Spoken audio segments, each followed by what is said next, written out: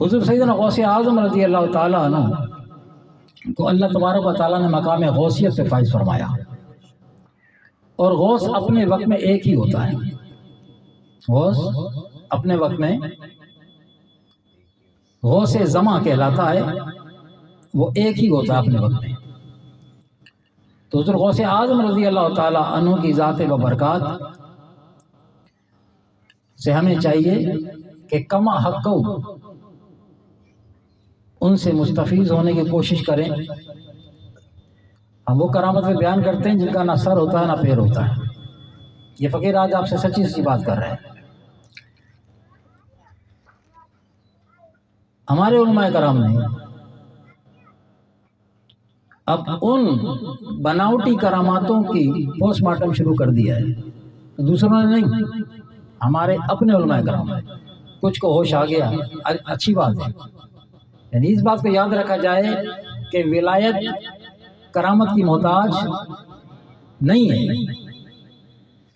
لیکن ہمیں یہ سمجھایا گیا کہ جو ولی ہوتا ہے تو وہ جب تک کرامت نہ دکھا تو ولی کیسے ہو سکتا ہے۔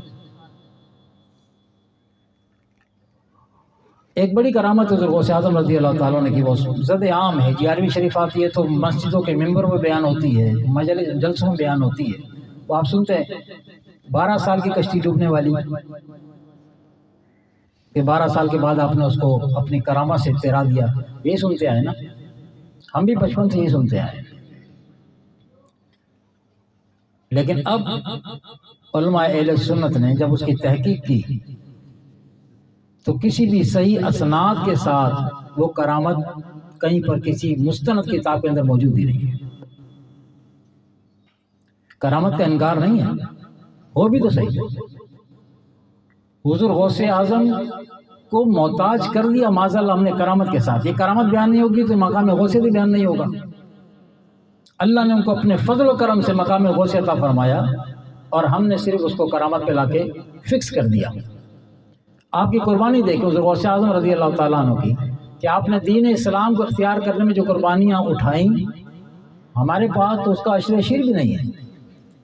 ہم تو اپنے بچوں کا ذہن نہیں بنا پاتے دین اسلام کی تعلیم کے لیے، اور یہ حضور غوث اعظم رضی اللہ تعالیٰ عنہ ہے کہ جب آپ مدرسے جاتے ہیں اور والدہ نے جو کچھ آپ کو زاد راہ دیا تھا وہ آپ نے مدرسے کے مسکین بچوں میں تقسیم کر دیتے ہیں، اپنے پاکٹ میں نہیں، بچوں میں تقسیم کر دی، اور خود کا جو گزر بسر ہے، جو کچھ مدرسے میں کھانا پینا آتا تھا اس پہ ہوتا تھا، وہ کبھی ملتا تھا کبھی نہیں بھی ملتا تھا۔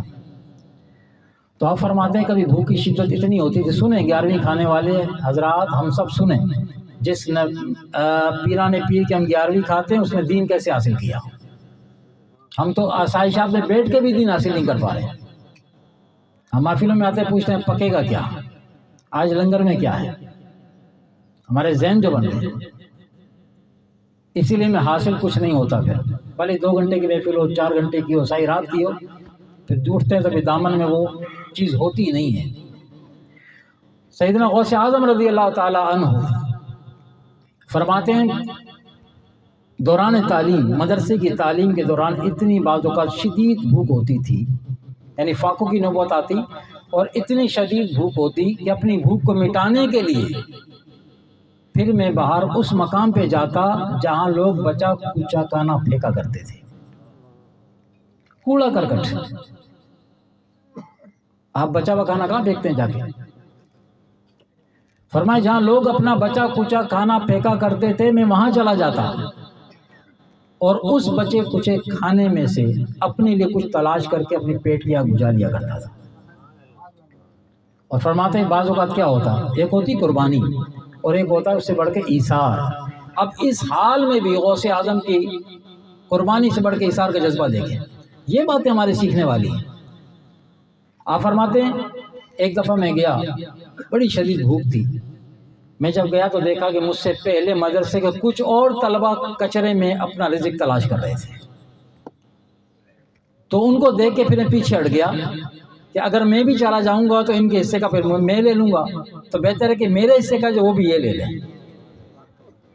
میرے حصے کا وہ بھی یہ لے لیں۔ ہمارا حال کیا ہے، تو دعوتوں میں جاتے ہیں تو جس کے ہاتھ میں چمچ آ جائے نا، ڈش آ جائے، جب تک نے ساری بوٹیاں نہیں نکال لینی اس نے دوسرے کے ہاتھ میں چمچ چھوڑنا نہیں۔